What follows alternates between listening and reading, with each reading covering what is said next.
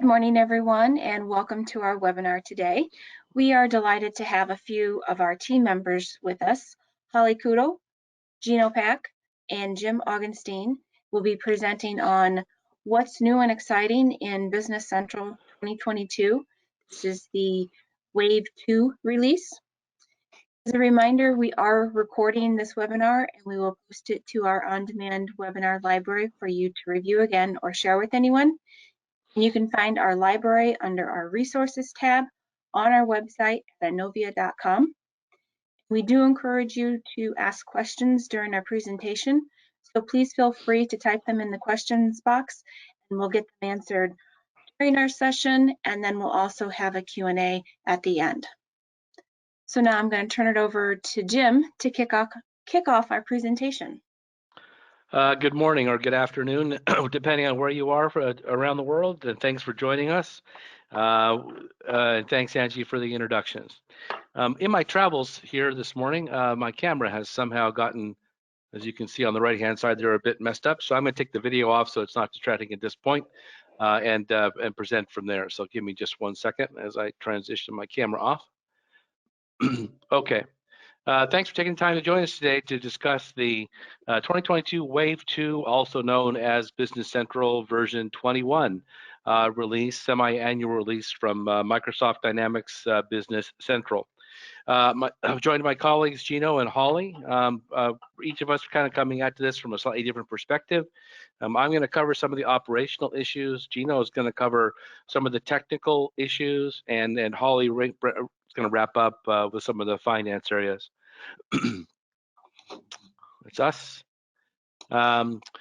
Okay, so before Gino starts on this slide, I think when I look at this release, it's once again not a huge release, but there's some really nice little things and some great new features in navigation where that tells us that Microsoft is kind of listening to us and understanding that we need the product to be a bit more intuitive. We want it to be able to learn it a little bit faster and get more consistent across the platform with other Microsoft products. And I think you're going to see some of those improvements from a user interface perspective.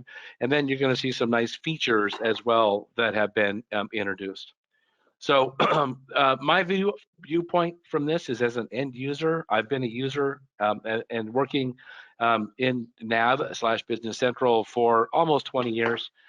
In many cases, in the companies I've worked at, we were users of the product as well as implementers, and I've served in various roles on that side of things. So my viewpoint is definitely from a user, and I'm a typical user. I want things fast and easy, and I like some of the things I see from that perspective. So that's my intro. Gino, if you want to start off, and then just let me know you want me to advance the slide. Alrighty, sounds good. Thank you, Jim. Hi, everybody. Thank you for taking the time for this webinar, and thank you for the introduction, Jim. My name is Gino. I'm the Director of Project Teams here at Innovia Consulting. I lead our delivery staff, so if you're working on a project or an implementation, you're typically working with my delivery teams that are implementing Business Central and our associated third-party applications that we integrate. And I agree with Jim. There's a couple of things with this update that Microsoft is refining, integrating it a lot more into their Microsoft 365 stack, and you'll see that in some of the technical features that I'll be describing here. But it is October 25th, 2022. Release Wave 2 is out. Microsoft is starting to update the tenants now, so you may actually be seeing update notifications and updates come through to your specific environments. But a lot of the question that we get sometimes is, how do you know when Microsoft updates Business Central? Okay, and I'm not going to go into a ton of detail, but in short, you'll be notified via email. You'll also get notified via your Dynamics 365 Business Central Admin Center, which you see as a screenshot here. You'll see a banner on your screen saying that your environment is available for update. You'll notice on the very right-hand side column where it says available update version. Currently, this tenant is on version 20, and it has an available update for version 21. So you can actually go into each one of those environments and schedule those updates for yourselves as an admin. One change that Microsoft is making to this notification recipient section of your of tenant updates is that it's now going to be included in the Microsoft 365 Admin Center. The notifications are actually going to come through as environment notifications through the Microsoft 365 Admin Center, where you can set up alerts and notifications through there. Jim, if you can go ahead to the next slide for me. What you can do is what I've done about a month ago is actually completed a webinar that talks about updates for Business Central SaaS. So if you want to know all about how updates are performed, how they're scheduled, what timelines and guidelines and what control you have of updating your environment, please go ahead and watch that webinar. Jim, back over to you.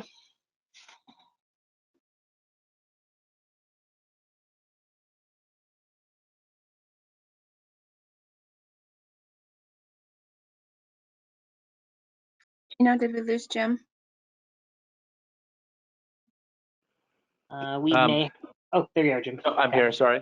Yeah. So the update has quite a few more items on it than what you see on this list, but we could not possibly cover them in just an hour. And so I would first of all say, if you come across something that looks a little unusual to you or something you want to try out, go ahead and reach out to us. You all have client engagement specialists. We're more than happy to discuss it with you or refer you to someone that can. And secondly, what we did was kind of look through and took our favorites from the update in order to cover it in the amount of time that we have. So the topics are, we'll talk about switching companies, the new, what they're calling the modern action bar. Mandatory variance is now possible.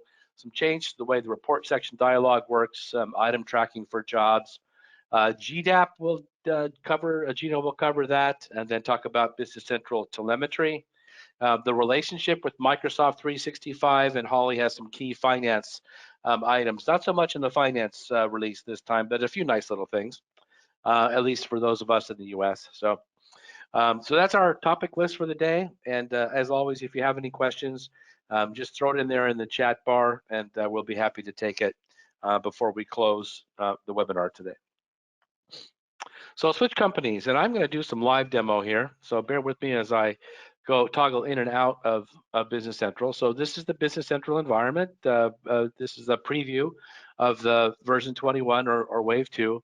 And some of the things you're going to see are maybe small, but they really do add great efficiency into the overall number of keystrokes and things that you have to do to navigate and work within Business Central. So the first one for me is the change companies. Now, that may not be super important for those of you that only have one company, but we have customers that have multiple companies, and I have one that has, I think, 180 plus now at this stage, a number of companies. And so it's very frequently that someone will be needing to work in any one of the companies throughout their workday. And so what we have now is really a nice little switcher to go from one company to the next, and actually from one production environment to the next. So you'll notice here that I clicked on the environment or my icon up here, the company badge. And that brings up a list of companies that I can scroll down.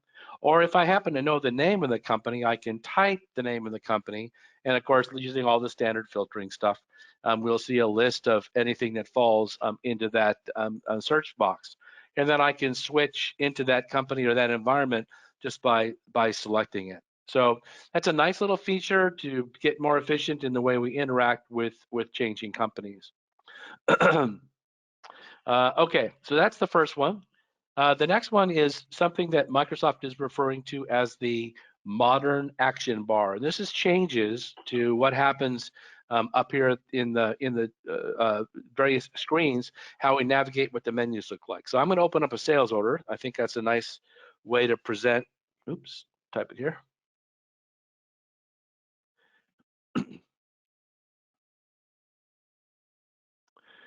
And then once this opens, at the end, I'll have a slide where I can show you the old, so you can get a chance of what it looks like.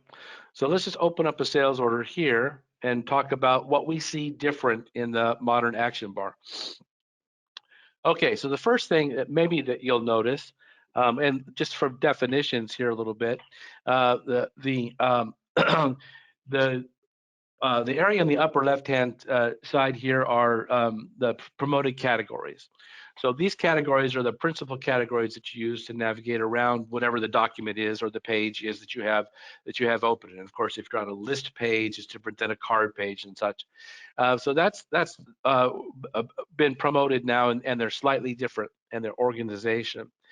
Note down here and on the right-hand side, this is the additional actions that are possible when I'm on this particular page. And then down here in this section, you'll see the promoted actions. Right now, these have been, I think, cleaned up is the right word, and consolidated to make more sense. So, for example, when I click on here the order, notice that the actions follow along with the order. And the other really nice thing is we've taken away a lot of the duplications. You may recall that we also had navigate over here in the last version, older 6 months ago, last version, and the navigate option had a lot of the same actions that were available over here. So a lot of that duplication has been cleaned up and streamlined. So minor things now. It's home is the primary category that we have on a particular document, and we don't have the manage or the other different terms that were there as we had in the past. When you click on things, menus now, you'll note that the more important actions that you may have from a different area are now promoted and easier to get to. They're not embedded so deeply or on a larger menu. Some of them have been moved up so that the important categories or the important actions are right there. And some of the ones that are less used are a little bit lower in the menu structure, but you don't have to click down to get to them or find or search for them as we did in the previous release.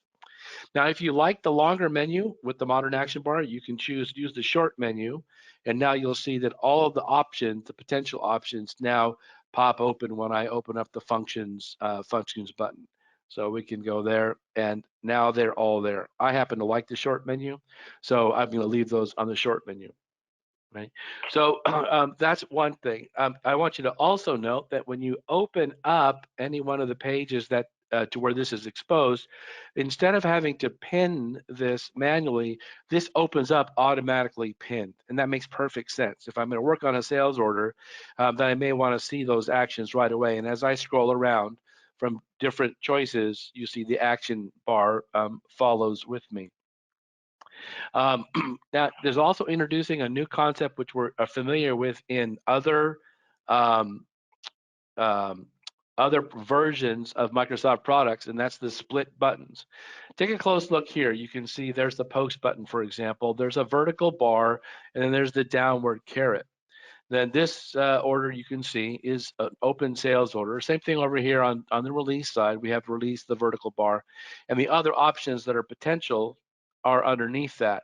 But very frequently, once you've opened an item or a card or whatever, the most obvious action is to release it. And so now instead of having to go up here, open up the caret, go down to release, this button has been promoted as to have the action. And when I click on release, notice that the order is now released. So one button click for the more common features.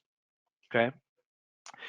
Now, it would have been really nice if they also included the ability to personalize, and guess what? They did. So let's say that creating warehouse shipment after customer service has reviewed a particular order is the next most obvious step. So rather than have to go up and here and find it, if I were over here, no matter where I am on the order, I want that create warehouse shipment to be up on the top. And of course, I can do that now. So personalize. And I'm going to grab my warehouse shipment and I'm going to drag it right up here.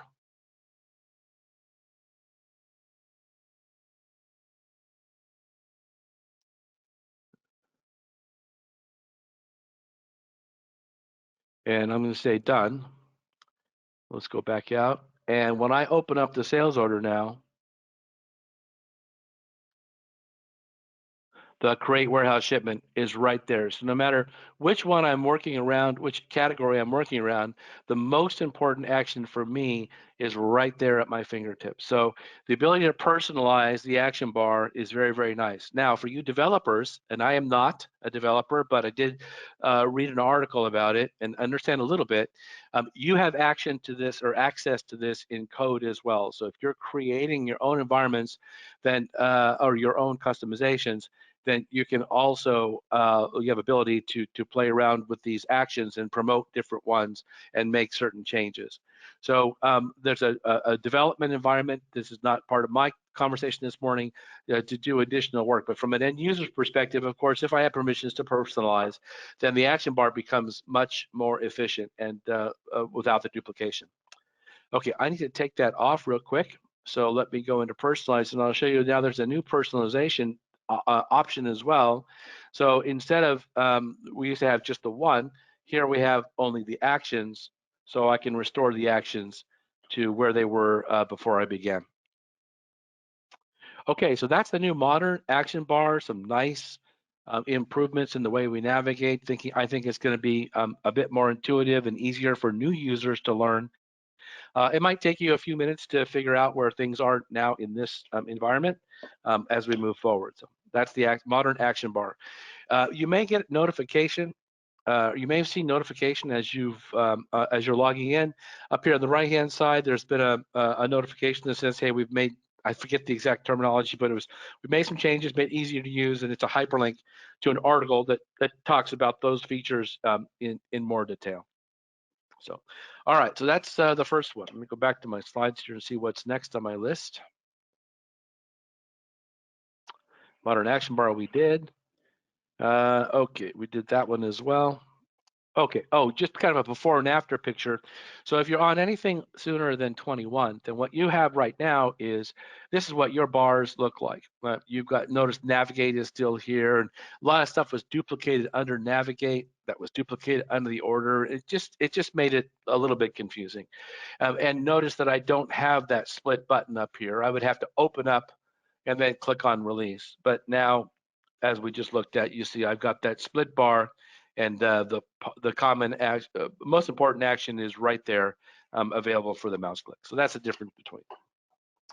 Okay, new feature, mandatory variants. So variants, a very useful feature for some customers. Not everyone requires variants.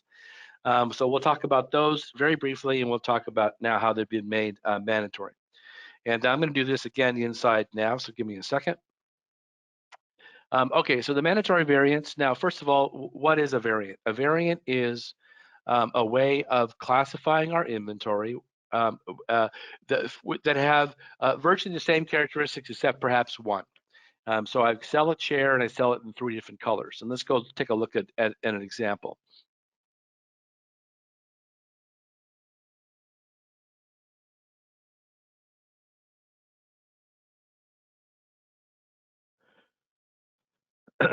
Some of you that are old hands at Nav and Business Central will probably already know, but there's a few of you here who are new to Nav, Business Central, and I got to get that out of my vocabulary, and so maybe not familiar. So here's a chair. It happens to be one of my very favorite chairs, an Arnie Jackson or Jacobson chair from the 50s. It's a classic in modern architecture. And so there's the Jacobson chair. We happen to sell this chair in multiple colors, but we don't want to have to set up an item number for each color number. That becomes inefficient from an item perspective. I know we all did it back in the day. I worked at a company, we sold apparel, and we had a different item number for every color and size and style of a t-shirt that we sold, or an apparel item that we sold.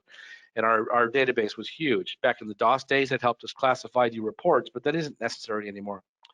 So we have the concept called item variants. So let's go look at how we set those up, and we'll go to item variants. Now you see here that I've got 3 of these set up. I've got a deep red version, I've got a gray version, and I have an orange version. Now in the last release, Microsoft did some really nice things with variants by allowing us to have a different bill of material for each variant, which is huge. And they changed the way we can operate with the planning engine. So the planning engine supports variants as well. and the change the user interface. We covered that topic on the last wave release, so I'm not going to go into that one today. But once people started using variants, it became somewhat of a challenge if I forgot to use the variant. So that's where this item variant mandatory has come into play. And you'll see here now there's a new field on the item called item mandatory, variant mandatory if exists. And there's some 3 options here. We have default, no, and yes. Well, the default value means it must imply that there's a global default somewhere. And sure enough, there is on the inventory setup record. If you want variants to always be required, then you can just leave that and it'll accept the default value from the inventory setup.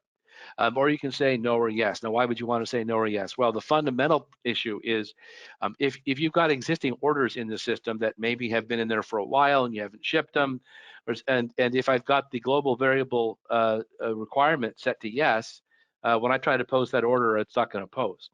So you have some choice here not to interact with that. In that, if I say yes, the default is yes, but on this particular item, I'm going to say no, then that means if I had some existing variants on orders, it'll still allow me to post for the short run. And then as I create new variants, if I want to accept the default is yes, the global default is yes, I can leave it that way, or I could just control it at this particular item. So in addition to giving us that nice new feature, they thought it through and said, hey, wait a minute, some customers might have legacy data and we don't want to get them stuck in a hole where they can't post because you can't post because you don't have a variant, but I don't have a variant, right? So you'd be stuck in a circular argument. So that's a nice new feature. And then if we go into a sales order, you'll see then that the variant on a variant field now is required for those items. Sales ord, and let's put one.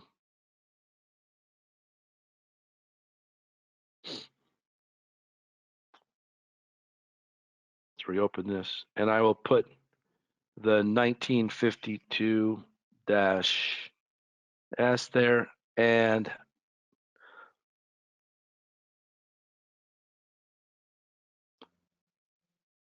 now you see red asterisk here on the variant code. The variant code is required. So I can leave the line if I don't put the variant in, but I'm not going to be able to post. So where you use the variants, and they're important, and they are important for reporting purposes, and I can, of course, set up cross-references for the variant. So the barcodes out in the warehouse would be correct. It's nice to be able to have that be as a mandatory required field so we don't get any errors.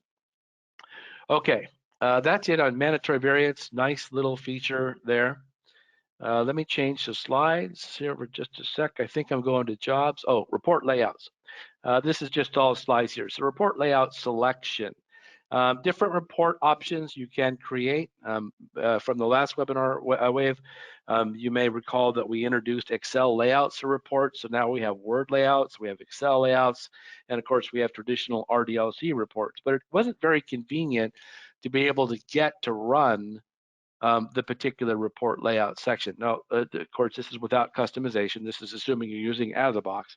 So in prior versions, this is all I had. At the printer, I would choose what I was doing from that to print or print preview. And that's the only choice that I had. If I wanted to get to the particular report layout, I had to literally go into the report layout sections and report layout screen, pick the report, and then choose the layout. Not very convenient. Now what we've done is we've added an ellipse here, and you can see that I could choose a different report layout by selecting the ellipse. So if you have an Excel version of a report, a Word version, if you've got an email template where normally you print invoices and send them to a customer, but they said, hey, I need to get a copy of that invoice, can you email it to me? Very quick and easy now to select that option and, oops, didn't want to go there.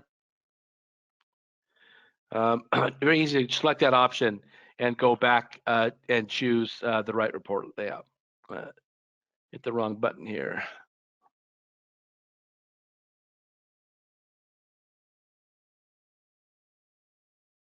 Okay.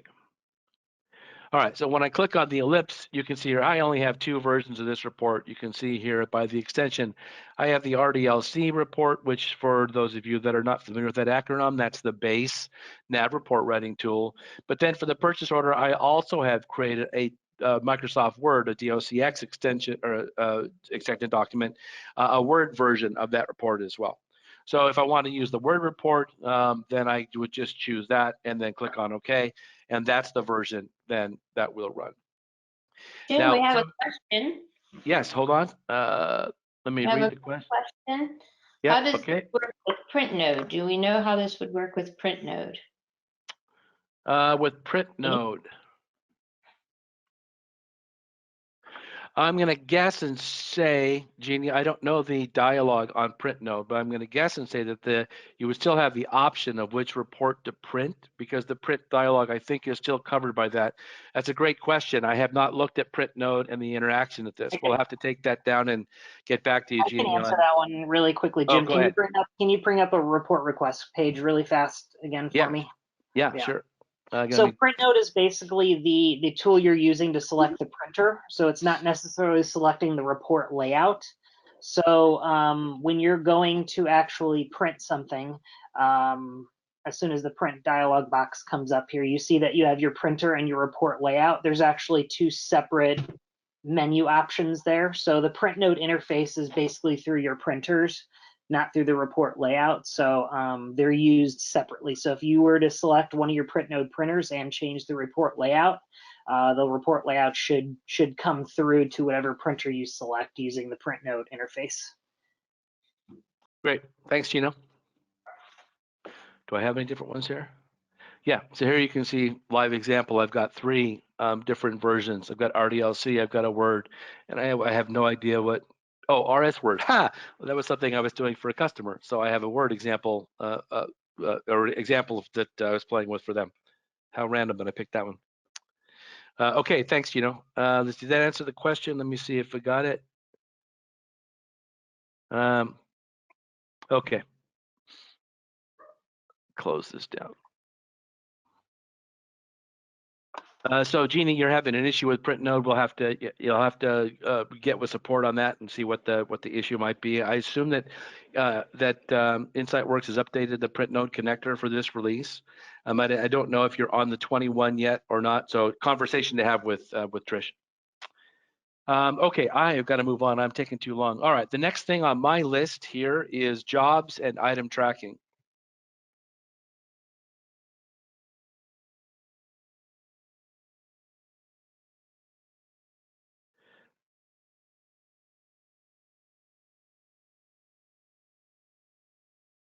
Okay. All right, so item tracking and jobs. So item tracking, for those of you that are new to Business Central, is our term that we use for keeping track of the lot and the serial number of items, lot and or serial number or both, of items that we sell. Certainly if you're in the foods or any kind of a traceable environment, you're familiar with this. But some customers are now asking, hey, what about jobs? And what about tracking warranty items for things that are used on jobs? And that's our term for projects. For those of you that may be new, we call projects in most systems, we call them jobs. So we have introduced the ability to do item tracking from within jobs. In the last wave release, that was permitted from what we call the job journal, which is a data entry screen where we do various activities for jobs. But now we've rolled them out for warehousing. That was promised at the last wave webinar, and in fact, it's released now. So I'm going to have to jump in here really quick. I'm running short on time. So this is, here's my role center. I'm going to jump into a job. I cheated and did a little bit of data entry ahead of time. So there's a particular job. And down here on my planning lines, for those of you that are, again, new, this is kind of our work breakdown structure. This is where we break down various elements of the tasks of a job, and beneath the planning lines is where we do things like assign resources and put items to both the budget side and the billable side of a particular job. So in the last release, we had this addition here, the item tracking lines. This is where we could go in and to assign the serial number or the lot number for the item that we were going to consume on this job. So that button was added to allow us to get to that directly from in the job. But now we introduced the ability to create both an inventory pick and a warehouse pick. Now, to digress for just a second. Nav has multiple degrees and levels of warehousing, some very advanced, some very basic, and the activities that we perform in those all have different names. In this particular case, an inventory pick is a kind of a basic pick instruction. The intent is that we print something, someone goes out to the warehouse, grabs it, and ships it. And usually that's the same person that is doing those. We don't subdivide the activities between workers. When we move into more advanced warehousing, we have a thing we call a warehouse pick. It's a two-step process. We create the warehouse shipment, and then we create the warehouse pick, and the intent is that a different worker is likely going to go out and do that those pick activities, either using paper-based processes or, of course, extended to one of the mobile devices that are possible. And so to have the item tracking exposed to them is very, very useful. I have set up for an inventory pick this morning. And if we go back to my line here, you'll see create inventory pick, create warehouse pick. Those are now actions that have been added to the job. And when I click on create inventory pick, it will create my pick instruction. And if I go now to related warehouse pick lines, we can now, I can look here and I can see, this is in my way. I will open up the pick instruction number 9, the one I just created, and you can see here now that I have some monitors that I'm putting on this job in various quantities. So the intent would be that you would print some labels or something, and you'd go out and do those, and then you would post. Now the item tracking lines in the inventory pick, the intent is to assign those from the job planning lines, not from the inventory pick. I don't know if that will change in the future, but that's the intent now. If you want the worker to choose which serial numbers of items that they're using, then you'd probably want to move to the warehouse pick, to the two-step process, and then they would assign the pick, the serial numbers as they're picking the items. Once I've done that, though, when I post, then this will update the job. If the line is both billable and budget, it will create the associated transactions that we need to then go ahead and invoice, but it also opens up the job cost. So I'm going to have to stop because of time here, but the promise was to have that out for this release, and sure enough, there it is. Inventory pick, warehouse pick with item tracking, fully supported for jobs, and being able to capture warranty information for larger processes. I don't know if Jamie, if you guys are on, but this is definitely something that might be beneficial for you guys in the future. Okay, I'm going to stop at that point, and I am going to turn it over to you, Gino. Alrighty, thank you, Jim. You can go ahead and advance slides for me. Yep. Yep. Oh, sorry, one last thing. Sales prices, I forgot about that. Sales prices. So there is a significant change to the way sales prices are managed inside Business Central. And the Q2 2023 release, so next year, the new pricing experience is going to be required. They have, Microsoft has said it was going to be required prior to this, but they've pushed back a couple of times, partly because of feedback from customers. So there's been a couple of things here. The important thing is this, please take some time to go to our website. On our website, under resources, you will see webinars. Our very own Jenny Hollingsworth did about an hour-long presentation on the new pricing experience for Business Central. Please do not wait. Take a look at that webinar and then start reaching out to your team to discuss what the implications might be to you, because at some point soon, this is going to become mandatory.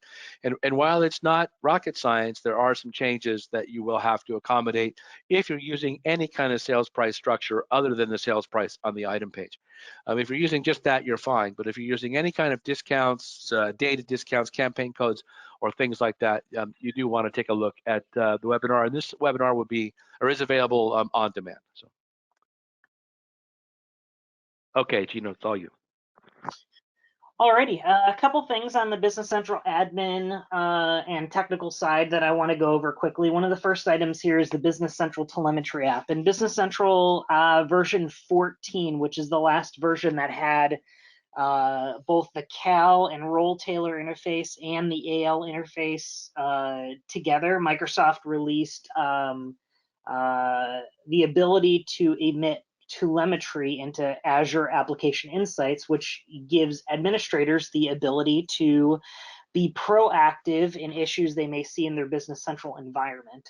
And this is also the way that in SaaS, administrators can troubleshoot their Business Central environment. Since you lose things like direct access to the application server and SQL Server, telemetry is the way to do it.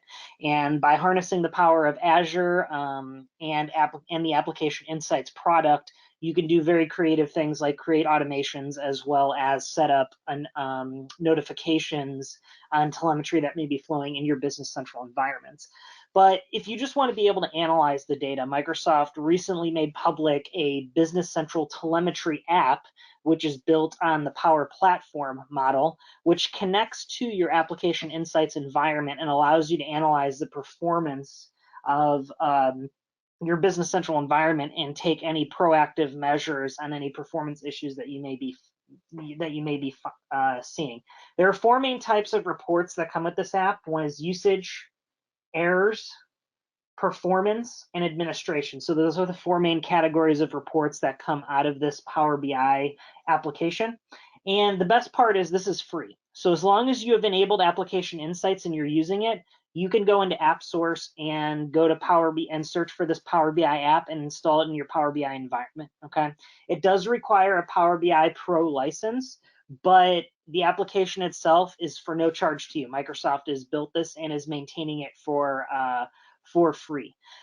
Jim, if you can go on to the next slide, we can take a look at some of the reports that are available with this report. As you can see, you've got the 4 main categories: usage, administration, performance, and errors.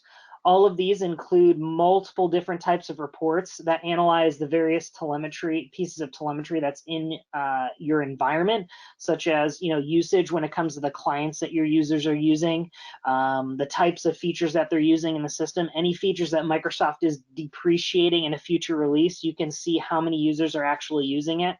Administration, so planning your updates, it shows you where your updates are at from an update perspective, and you can work on planning your updates from there. Any field changes, if you're using field monitoring, retention policies on data, etc., it all can be under the administration report. Performance, huge one, long-running SQL queries, database locks, long-running AL methods, web services, job queue, task scheduler, all can be monitored from the performance report. And on the error side, if you're identifying what types of errors your users are encountering as they're navigating and using Business Central, there are a bunch of different types of error reports that you can analyze and see how your users are interacting with the system and if there's any common errors that are popping up. Go ahead to the next slide, Jim. Just an example of one of the reports here. This is the error dashboard where Microsoft breaks down the types of errors. So user errors, integrations errors, and systems errors. And as you can see, you can analyze the error dialogues that are popping up, the web service call errors that are coming through, report errors, database locks, all different types of errors that come through the Microsoft telemetry environment. And if you simply just click on one of those queues, you can dive into the data and analyze it even closer. Next slide, Jim. Here's an example of one of the administration reports where you can see, or the usage reports that you can see what type of clients your users are using.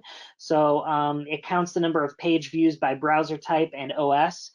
So if you're trying to analyze some performance issues, you can dig in to see what is the most common browser and client that's being used by your end users in order to track down a performance issue. Next slide.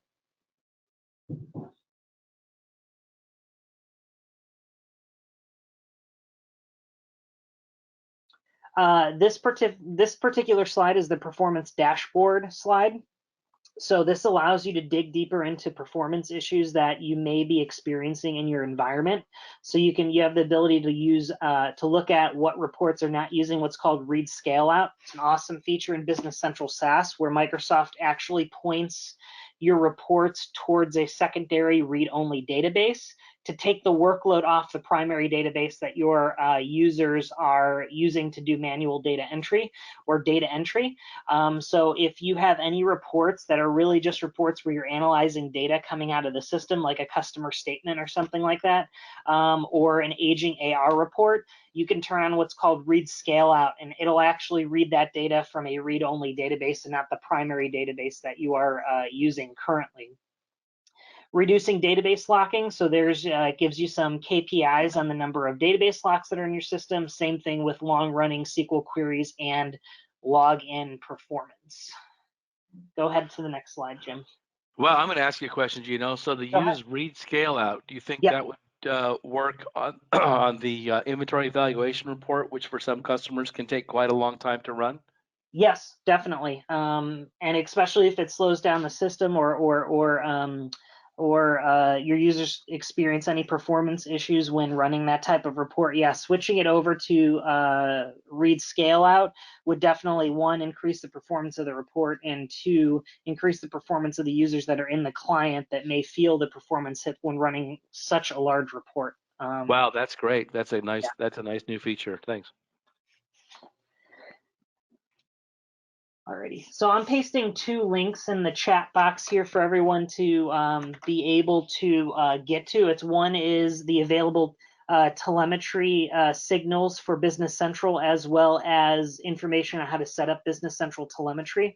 The last slide I have here on telemetry, thank you for switching that, Jim, is on your environment updates. So you can actually look at an update planning page, and it will tell you when your updates are scheduled and when your deadlines are to actually have your environments updated by, which is a handy tool that's not part of the administration center. So you can do all the scheduling via the Business Central Admin Center and use the telemetry report on update planning to see how long you have before your environment is going to update. One thing I wanted to mention on the Business Central telemetry is that it is available for on-premise and SaaS. Microsoft does emit telemetry for Business Central on-premise. Like I said, I put 2 links in the chat. The first one is the Microsoft aka.ms WAC BC telemetry that shows you how to set up and begin using telemetry in your Business Central environment. And the second one is the telemetry signals that are available in SaaS versus on-premise. So you can see what telemetry signals that get emitted from Business Central on-premise, because it is a little different. Obviously, the whole update planning does not work for on-premise, but there are plenty of telemetry signals that Microsoft releases for that product as well. So you can take a look at the links that I have placed in the chat. Go ahead to the next slide, Jim.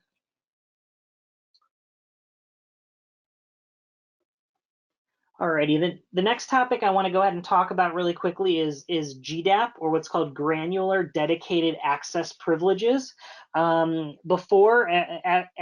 everyone who is using, and this is only really concerned to Business Central SaaS customers or customers that have a tenant within the Microsoft 365 ecosystem.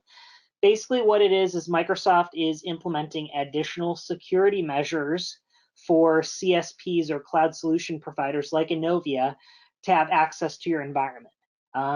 Before, you would go ahead and add a under dedicated access privileges DAP. What you would do is your CSP would send you a URL, you would click a link, and it would give your CSP access to your entire Microsoft tenant. Now what Microsoft is doing, because they realize that you may have a CSP that manages your CRM, you may have a CSP that manages just Business Central, you may have a CSP that just manages your Microsoft 365 tenant along with your Outlook email. You may have certain contracts that require your data to be separated out between your CSP, so they can't access everything in your complete tenant because they just don't have they don't need the rights to. That's where the GDAP comes in.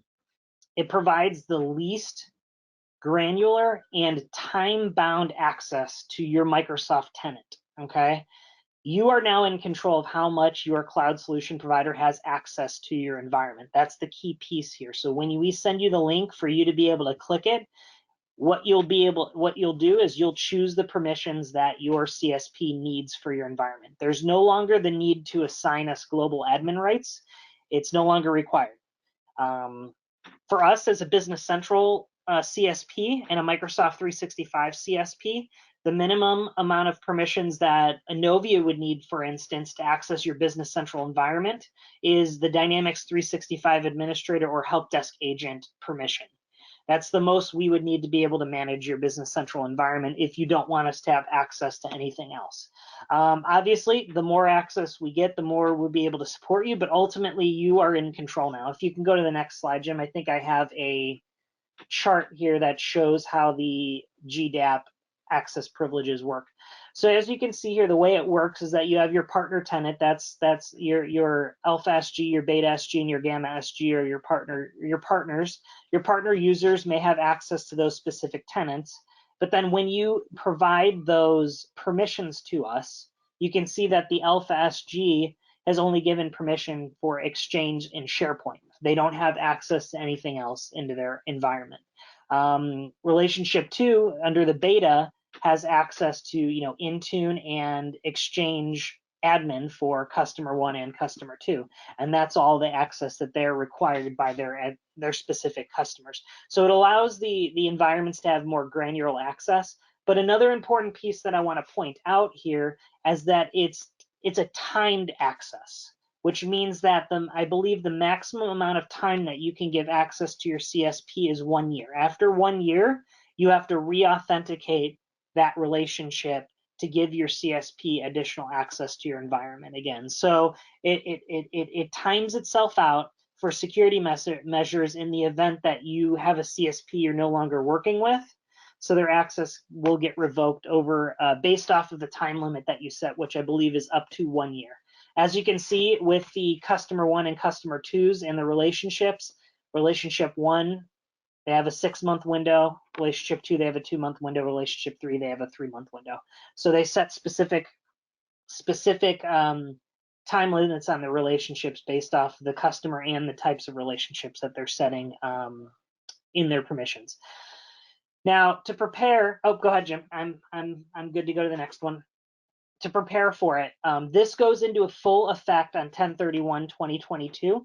Now, Innovia has been working with their current customers to transition you over to the GDAP, so it's something that we're working on right now, but Microsoft is putting it into full force as of October 31st. So as a business, you will need to decide, which of your CSP providers needs access to your environment. What type of access does your provider need to your environment? What applications are they going to be using? And then when the CSP sends you the registration link that's provided, fill it out appropriately, okay? And Innovia is here to guide you. If you have any questions on GDAP, please feel free to reach out to us. We have licensing experts here in-house that can talk you through this. If you have any questions once the link is provided to you, we'd be happy to get on the phone or have a conversation with you as well. But yeah, it's just an additional security measure that Microsoft is putting on their Microsoft tenants for good reason, as we're becoming a more and more remote workforce. Go ahead, Jim, to the next slide. The last piece that I want to talk about today is more with Microsoft 365. Microsoft is really starting to ingrain its Business Central environment by including more and more integration into Power Apps and the Power Platform, and then more and more into its Microsoft 365 applications. Microsoft just recently rebranded Microsoft Office at Ignite this year. It's now called Microsoft 365. So it's Microsoft 365 Word, Excel, Teams, and as you can see, it's all part of the Microsoft 365 stack. Well, Microsoft is taking yet another push towards including its Dynamics applications, including Business Central, to be part of that Microsoft 365 experience. Go ahead into the next slide, Jim. The first thing is their Microsoft Teams app, and that's probably what the main focus of my conversation is going to be here, because Microsoft did release a pretty big announcement at Teams that came, or at Ignite, that came very much at a last minute, and it included Business Central in this. So couple enhancements they made to the Microsoft Teams app. The first one is sharing a link image in Teams. So when you paste a link into a Business Central chat box and you hit send, it will actually send a image of the link that you put in the chat to who you're sending the information to. So it makes it a little bit more cleaner. You're not just sending a link. It's formatted. It looks cleaner. It's interactive. So that's pretty cool. Next slide, Jim. You can now embed Business Central into Teams tabs. So you can use the pin action in Microsoft Teams to group a specific Business Central page or a Business Central list page to a team or to a chat. And what this gives you the ability to do is to navigate Business Central from within Microsoft Teams, bringing those various applications that Microsoft is putting in together closer and closer together.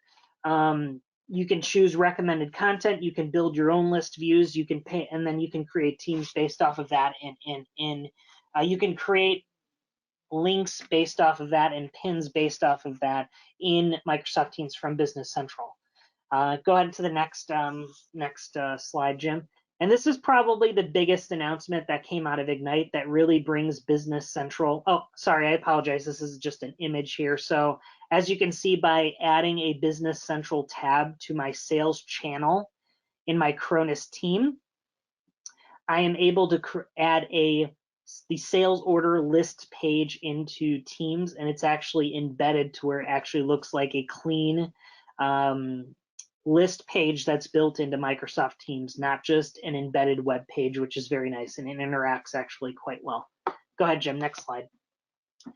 And then I believe this is the announcement that I wanted to make. So this is probably the biggest announcement that came out of Ignite for the Microsoft 365 and Business Central relationship, is that you will be able to have users that have a Microsoft 365 license access Business Central data that's embedded into a team chat or a team channel, and that user is not required to have a Business Central license. Yes, you did hear me correctly. When Microsoft announced this, if you have a Microsoft 365 user and you are subscribed to Business Central SaaS, you can provide read-only access directly to Business Central through Microsoft Teams without having to buy an additional Business Central license.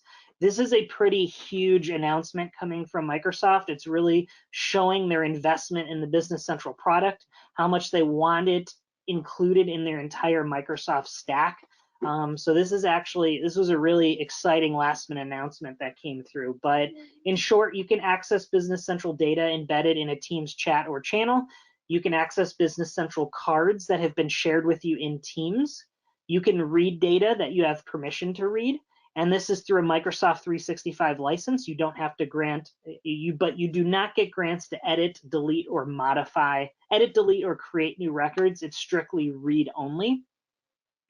And it provides a more simpler UI. It's not the full Business Central interface, but it provides the basic list and card pages to see the details that you need to be able to see as a read-only user. Go ahead and go to the next slide. And as you can see, here's an example of how that looks how Business Central within Microsoft Teams looks. So on major event planners under the general tab, as you can see that there's a filtered list page of Business Central called Chairs for Retail that is exposed to the major events team. And this is a user that does not have a Business Central license, but has the ability to access Business Central data from Microsoft Teams. Next slide, Jim. I believe that is all I have. Yeah, we're getting close to the finish line here. So now to Holly for some finance stuff. Awesome. Thanks, guys. My head's ready to explode already, if I could handle any more. But this release didn't have a lot of features on the finance side, but had some pretty significant ones, and we're going to point those out to you guys today. So the first one is multiple vendor remit to addresses, and you can see it here. They added multiple remit tos for your vendors. So when you're on a vendor, you no longer have to remember to change or type it in or doctor it up to get a different remit to address set up there for you. It may be by locations or headquarters, but now you can have multiples that you can select from as you're doing your payments and sending them off to your vendors, including your remit tos that you would use for your ACH and wire payments as well. Next slide.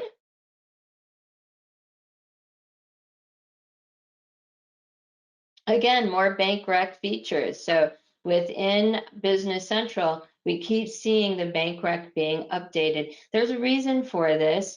They are moving to that global bank reconciliation. So if you weren't aware, us Americans like to think we're special, and so there is a North American version of bank rec that we're accustomed to and using currently.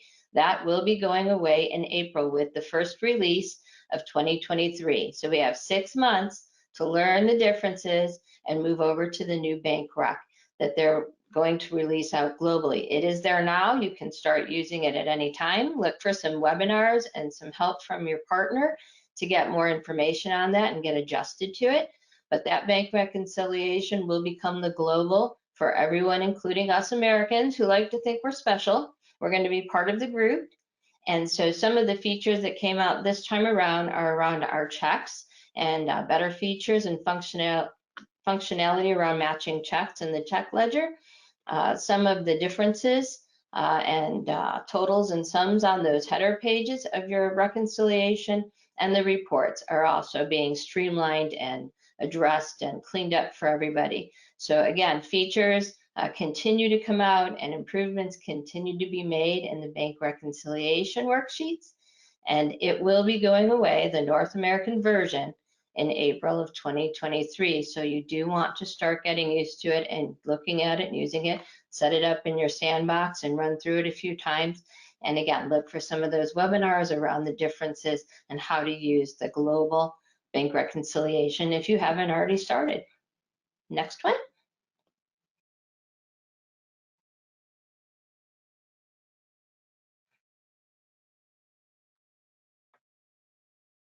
So this was my favorite thing. This is something we've talked about for years, and I think is the greatest news of the whole wave release coming from the accounting side.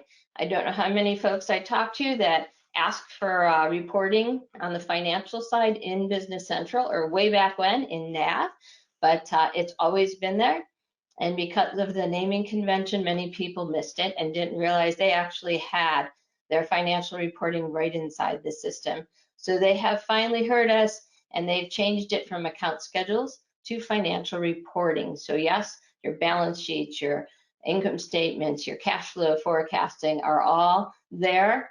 They'll still be in the same place they always were, but they will be financial reporting. When you type financial reporting, they will come up and you will be able to find them.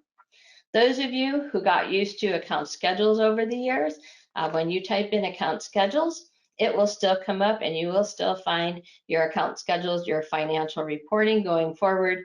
It will be intuitive, but again, financial reporting, they've addressed a couple things. They've added a column for row details along with the column definitions. And so they continue to work around that and get it a little bit cleaner and some more features for us in the financial reporting area as well as we go along. So great news, financial reporting, it is there and you can find it easily now when you type in financial reporting. Next slide. Just a reminder to everybody, all of the great things that we've heard and looked at today and that come out in these wave releases, many of them come from you, the users. And so you can see here, here's the top three. Kevin Franz, shout out to you, one of our Innovia employees is at the top of the list, but they care about what you guys want and what you guys are saying, and so that your ideas matter. If there's something you think that they need to have or you'd like to see, you have a wish list of ideas for Business Central, jump in there on Business Central ideas, put in your requests, people will vote, and these are the things we're seeing in these wave releases. It's the end users asking for things and Microsoft listening and bringing them to you. So don't forget to do that. And if you don't want to do it on your own, let your customer engagement specialist or one of your partner team members know what you like to see and ask them to help you get that set up and put in that idea for you. Thank you, guys. Yeah, actually, I have one on the new job and item tracking for the inventory pick. I would like to have a filter dialog to allow me to filter for which items I want to generate the pick for. Right now, when you generate that inventory pick, it looks at all the items that are on the job planning lines and everything gets created. I may not want to do that. I'm going to do that in phases. So I'd like to see a filter dialog on that. So I'm going to put one of those, I'm going to add that in. So search that ideas area and vote on my idea so we can get that incorporated. For sure. I think that's it, guys. I think it's a wrap. Look for us in April of 2023 for the next wave release. With that, it's back to you, Angie. All right, thank you, everyone. I don't see any other questions that have come through, but if you do have any, please be sure to reach out to us or reach out to your customer engagement specialist here at Innovia. And I will be sending the recording to everyone, whether you are on the webinar or not. So there's a lot of information. You'll probably have to go back through it a couple different times and listen to it. So everyone will get that, so don't worry about that. All right, well, I just want to thank everyone for presenting. Holly, Gino, and Jim, thank you so much. It's our pleasure, of course. And so, as we mentioned, the webinars that are available on demand, you'll see the link here. We do training workshops that are also listed on the resources. Please feel free to peruse those. Those are both on demand and upcoming training. It's a great, very cost-effective way for a group of people to be trained. Our pricing on it is per company, not per individual. So there's some great sessions out there. And then, as always, join our more humorous colleagues, Jeff Bergalski and Steve Waltz, on the Innovia Conversation podcast, available from multiple streaming platforms. They take a not so serious look at our world, and good for a laugh, no question. All right, thanks very much for joining us. We'll have a great day. Thank you, everyone.